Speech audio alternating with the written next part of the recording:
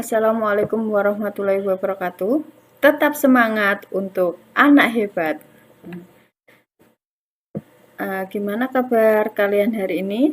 Semoga kita semua dalam kondisi sehat selalu dan selalu terhindar dari wabah yang sedang melanda di negeri kita ya. Amin. Oke, kita mulai pertemuan pertama. Ada materi statistika ya. Nah, sebelum saya jelaskan tentang statistika, saya akan menjelaskan terlebih dahulu kompetensi dasar yang akan kita capai pada materi statistika kali ini ya. Ada 3 KD, yaitu yang pertama KD 3.27 mengevaluasi kajian statistika dalam masalah konstekstual.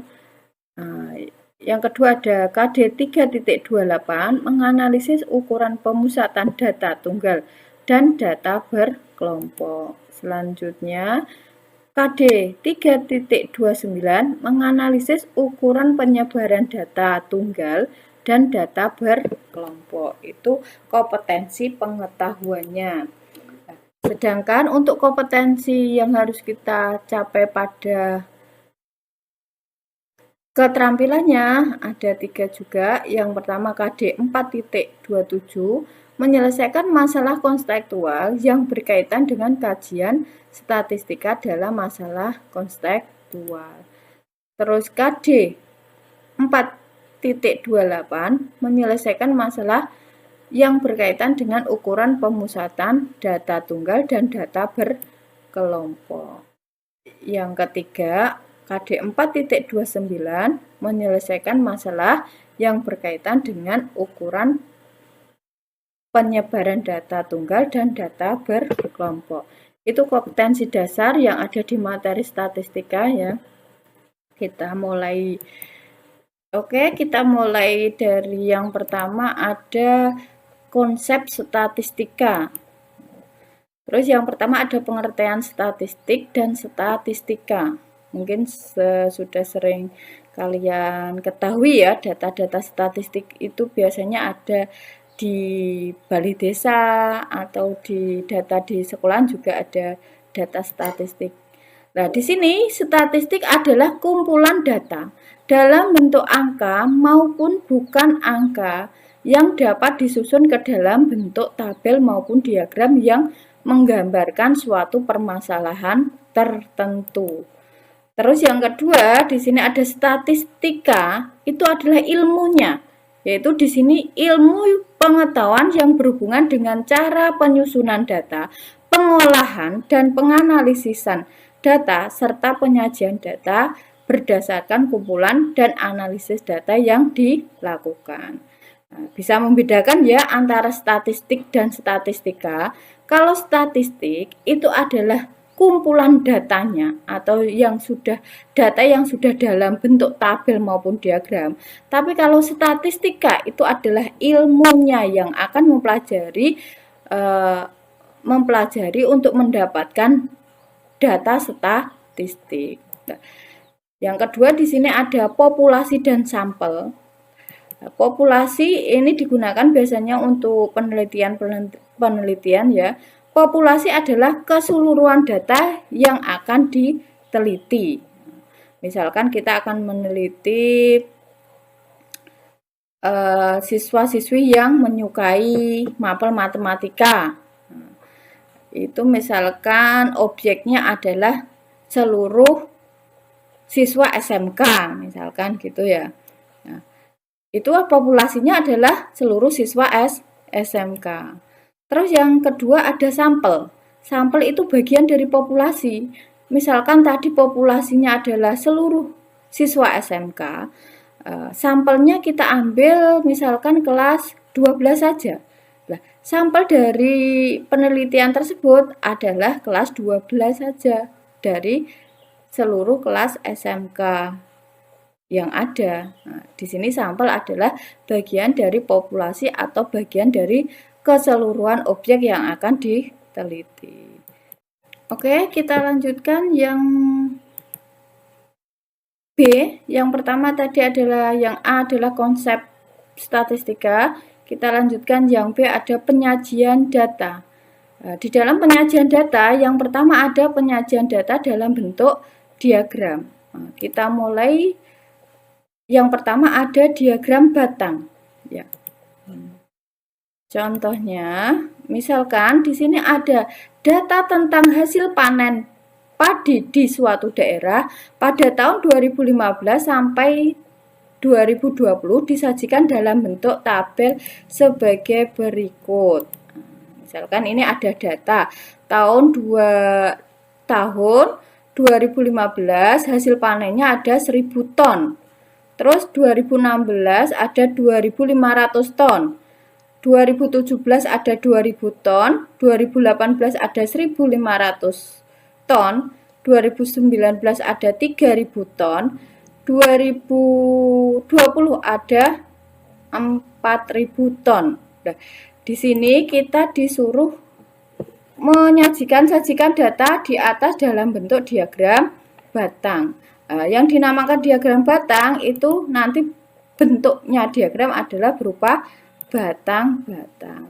Bisa kalian lihat di sini ada diagram. Di sini kita buat sumbu koordinat. Sumbu koordinat yang ini mendatar ini di sini disebutkan untuk tahun. Terus yang horizontal ini disebutkan untuk hasil panen dalam ton ya. Tadi tahunnya mulai dari 2015, 2016, 2017, 2018, 2019, 2020. Terus hasil panennya kita tuliskan di sini. Di sini ada 1000, 2000, 3000, 4000. Perlu diperhatikan, di sini intervalnya atau selisihnya harus sama ya. Kalau di sini ini kita mulai 0, terus ada 1000, terus di sini tidak boleh nanti 1500, harus 2000. Jadi interval ini 1000 ke 2000 kan 1000 ya. Jadi harus 1000 terus. 0, 1000, 2000, 3000, 4000. Kita tidak boleh menuliskan yang ada di samping ini. Jadi interval ini harus semua sama. Kita tuliskan dari interval 0, kita mulai dari 1000 ya, berarti habis 1000, 2000. Habis 2000, 3000. Habis 3000, selisihnya 1000 lagi menjadi 4000. Setelah kita gambar sumbu koordinat seperti ini, maka batang-batangnya bisa kalian tempatkan satu persatu sesuai data yang diketahui. Misalkan di sini tahun 2015 hasil panennya menghasilkan 1000 ton. Berarti kita lihat tahunnya di sini ada 2015, letaknya di sini. Maka hasil panennya kita cari yang 1000 ton. Nah, kita gambarkan. Ini lurusnya 2015 lurus dengan hasil panen yang 1000. Bentuknya seperti ini. Oke, bisa dipahami ya? Untuk yang kedua, tahun 2016 hasil panennya 2500. Nah, di sini kita cari tahun 2016. Kita buat batangnya terus ke atas, kita cari yang 2500. Loh Bu, 2500 kok tidak ada di sini? Nah, kalian perhatikan. Intervalnya di sini 2000 sampai 3000. Berarti 2500 letaknya di mana? Di tengah-tengah 2000 sampai 3000. Nah, ini garisnya lurus dengan tengah-tengah 2000 sama 3000 ya.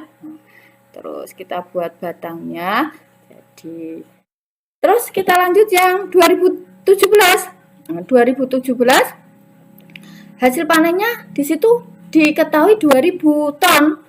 Berarti 2017 kita tarik garis ke atas, kita cari yang hasil panennya 2000. Kita luruskan, terus kita buat batangnya.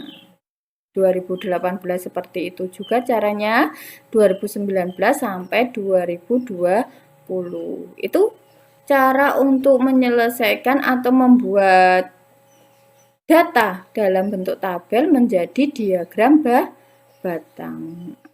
Oke, kita lanjutkan untuk penyajian data dalam bentuk diagram yang kedua atau yang B di sini ya. Ada diagram garis. Contohnya, data tentang berat badan seorang bayi dari usia 0 sampai dengan 9 di bulan maksudnya 9 bulan disajikan dalam bentuk tabel sebagai berikut. Nah, di sini bisa kalian lihat usia bulan 0 bulan, berat badannya 3,2. 1 bulan, berat badannya 4,5. 2 bulan, berat badannya 5,0 dan seterusnya ya. Sampai 9 bulan berat badannya 8,2. Nah, di sini kita disuruh menyajikan dalam bentuk diagram garis. Yang dinamakan diagram garis nanti gambarnya adalah berupa garis. Seperti yang diagram batang tadi, diagram garis kita terlebih dahulu membuat sumbu koordinat seperti ini. Terus di sini kita tuliskan yang mendatar adalah usia dalam bulan. Terus yang horizontal ini adalah kita tunjukkan berat badan dalam kilogram. Seperti yang sudah saya jelaskan juga, ini selisih atau interval di sini untuk menentukan angka-angka di sini harus sama. Di sini 0, selisihnya 1, nanti ditambah 1 lagi, tambah 1 lagi, dan seterusnya. Di sini 1. Kalau sudah 0, 1, tidak boleh 1,5 ya. Langsung 2, 3, 4, dan seterusnya. Ke atas juga gitu. Di sini kan ada 3,2. Kalian tidak boleh menuliskan 3,2. Interval di sini harus sama intervalnya. Kalau kita mulai dari 0, terus 1, terus 2, terus 3, maka di sini seterusnya harus ditambah 1 terus. Oke, kita buat berat badannya, intervalnya adalah 1 juga ya. 0, 1, 2, 3, 4, 5, 6, 7, 8, 9. Karena di sini berat badannya tidak ada yang melebihi 9, maka kita buat yang terakhir adalah berat badan 9 kg. Oke, kalian perhatikan, untuk menentukan titik-titik ini, kalian perhatikan di sini kita mulai dari usia 0 bulan, usia 0, terus di sini berat badannya ada 3,2. Maka di sini kita cari angka 0, terus ke atasnya kita cari 3,2. Kalau 3-nya di sini, maka 3,2 ke atas sedikit. Nah, terus kalian tandai dengan titik. Terus yang kita cari usia 1 bulan, di situ berat badannya ada 4. Maka usianya 1 bulan, kita cari yang ke atas angka 4. Terus kasih tanda titik. Usia 2 bulan, berat badannya 5, kita cari angka 5. Terus kalian kasih tanda titik. Dan seterusnya sampai usia 9 bulan, di situ berat badannya ada 8,2. Nah, di sini. Nah, setelah titik-titik ini kalian buat, lalu kalian hubungkan titik-titik yang sudah ada tadi atau yang sudah kalian buat tadi, maka akan menjadi grafik akan menjadi diagram garis seperti ini ya. Kita lanjutkan yang ketiga, ada diagram lingkaran.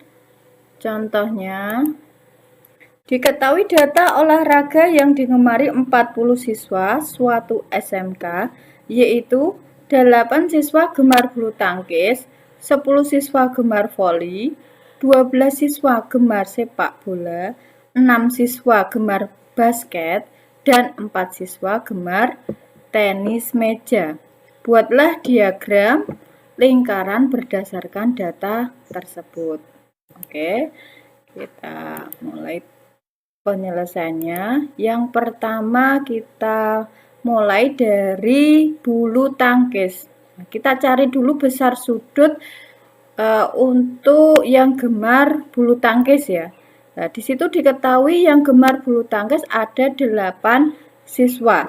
Dari 40 siswa yang gemar bulu tangkis ada 8. Kita cari besar sudutnya terlebih dahulu. Di sini 8 per 40. 8 dari yang gemar bulu tangkis, terus 40 itu adalah seluruh siswanya, dikali 360 derajat adalah seluruh derajat ada 360. Nah, sama dengan 4 per 8 kalian sederhanakan menjadi 1/5 dikali 360 derajat. Bisa dicoret ya di sini ya. 5 dengan 360 derajat hasilnya adalah 72 derajat. Nah, sudah kita ketahui bahwa besar sudut pusat untuk bulu tangkis ada 72 derajat. Terus yang kedua, kita cari besar sudut pusat untuk voli. Yang gemar voli di situ berapa? Ada 10 siswa dibagi 40 siswa dikali 360 derajat. 10/40 disederhanakan menjadi 1/4 dikali 360 derajat. Terus seperti yang pertama tadi, 4 dengan 360 derajat hasilnya adalah, ini dibagi ya, 360 dibagi 4 hasilnya adalah 90 derajat. Maka sudah bisa kita ketahui bahwa besar sudut pusat untuk voli adalah 90 derajat. Oke, kita lanjutkan yang ketiga, ada besar sudut pusat untuk yang gemar sepak bola. Yang gemar sepak bola diketahui ada 12 siswa. Berarti di sini 12 per 40 dikalikan 360 derajat sama dengan 12 per 40 disederhanakan menjadi 3 per 10 dikalikan 360 derajat. 360 dengan 10 bisa disederhanakan atau dicoret di sini. Nah, 360 dibagi 10 hasilnya 36. 36 dikali 3 sama dengan 108 derajat. Oke, untuk besar sudut yang gemar sepak bola sudah kita ketahui ada 108 derajat. Terus kita lanjutkan yang gemar bola basket. Nah, di situ yang gemar bola basket ada 6 siswa. Berarti seperti yang sudah saya jelaskan tadi, 6 dibagi 40 dikali 360 derajat, 6 per 40 disederhanakan menjadi 3 per 20 dikali 360 derajat. Terus 360 derajat kita corek. Hasilnya 18. Terus 3 dikalikan 18 hasilnya 50 derajat. Oke, yang terakhir kita cari besar sudut pusat untuk tenis meja ya. Nah, yang gemar tenis meja di sini ada 4 siswa, maka bisa dituliskan 4 per 40 dikali 360 derajat. 4 per 40 disederhanakan menjadi 1 per 10 dikali 360 derajat. Terus 10 dengan 360 bisa dicoret, atau 360 dibagi 10 hasilnya adalah 36 derajat. Nah, setelah kita mengetahui derajat-derajatnya seperti ini, maka baru bisa kalian membuat diagram lingkarannya. Nah, nanti kalau dibuat diagram lingkarannya berbentuk seperti ini. Nah, kita buat diagram lingkarannya. Kalau 1/4 itu kan 90 derajat ya, berarti 72 derajat. Di sini kita mulai dari 72 ya, yang bulu tangkis ya. Bulu tangkis ada 72 derajat, berarti kurang dari 90. Nanti gambarnya berbentuk seperti ini. Terus yang kedua ada voli ya, voli itu ada 90 derajat, berarti 1/4-nya dari lingkaran. Bentuknya seperti ini. Terus sepak bola itu ada 108 derajat, berarti lebih dari 90 ya, berarti agak lebar dari 90 seperti ini. Dan bola basket 54 derajat, sedangkan yang terakhir ada tenis meja ada 36 derajat. Oke, kita lanjut yang keempat, ada diagram batang dan daun. Diagram batang dan daun adalah penyajian data dengan cara memisahkan setiap data dalam dua kelompok, yaitu batang dan daun. Contohnya, buatlah diagram batang daun dari data berikut. Di sini disediakan ada 30 data. Kalian disuruh membuat dalam bentuk diagram batang dan daun. Oke. Kita buat dulu tabel seperti ini. Kita bagi menjadi 2, ada batang dan daun. Nah, yang kita tempatkan pada kolom batang ini adalah yang angka puluhan. Terus yang satuannya kita tempatkan di kolom daun. Kita buat dulu kolom batang. Di sini kalian lihat mulai dari yang terkecil, angka puluhan yang terkecil adalah 1 sampai angka puluhan yang paling besar kita cari di sini adalah 7. Tidak ada yang melebihi 7. Maka kita buat 1, 2, 3, 4, 5, 6, 7. Terus untuk menempatkan daun-daunnya ini kalian lihat satu persatu dari data contohnya itu. Misalkan di sini 34, berarti 3, 4-nya ditaruh sini, 4. 21, berarti kita cari 2, terus satunya kita tuliskan di sini. 25, berarti kita cari puluhannya 2, 5-nya kita tuliskan di sini. 18, kita cari puluhannya 1, berarti satuannya 8, kita tuliskan di sini 8. Terus di sini ada 16, berarti kita cari puluhannya 1, satuannya 6. Kita tuliskan seperti ini. Sampai selesai, sampai 77, berarti kalian cari puluhannya 7, terus satuannya kita tuliskan di sini 7. Sehingga mendapatkan diagram batang seperti ini. Ya. Tapi untuk lebih jelas untuk membacanya, kalian buat urutan diagram batang ya seperti ini. Nah, kita tuliskan lagi kolom batang dan kolom daun. Kita urutkan dari satuan yang paling kecil. Nah, di sini batangnya 1, di sini ada 8, 6, 5, berarti kita urutkan dari yang terkecil 5, 6, 8.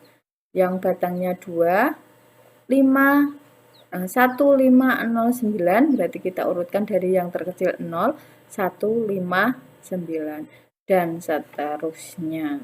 Nah, itu cara membuat diagram batang dan daun. Oke. Nah, kalau kalian sudah paham, maka kita akan mencoba latihan yang pertama.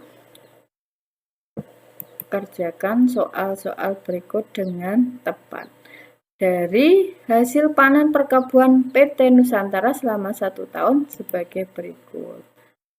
Teh 6 ton, kopi 7 ton, coklat 2 ton, gula 3,5 ton, kelapa sawit 4 ton, dan kopra 2,5 ton. Sajikan dalam bentuk diagram batang. Ini berarti yang sudah saya jelaskan tadi bisa dicoba di soal ini ya, yang nomor 1. Terus yang nomor 2, diketahui data mata pencarian orang tua siswa kelas 12A SMK Mentari sebagai berikut. Nah, petaninya ada 2 orang, PNS-nya ada 13 orang, pedagangnya ada 7 orang, swastanya ada 18 orang. Nah, kalian disuruh menyajikan dalam bentuk diagram lingkaran. Oke, selamat mengerjakan. Oke, saya kira untuk pertemuan kali ini sudah selesai ya. Saya akhiri. Billahi taufiq wal hidayah. Wassalamualaikum warahmatullahi wabarakatuh.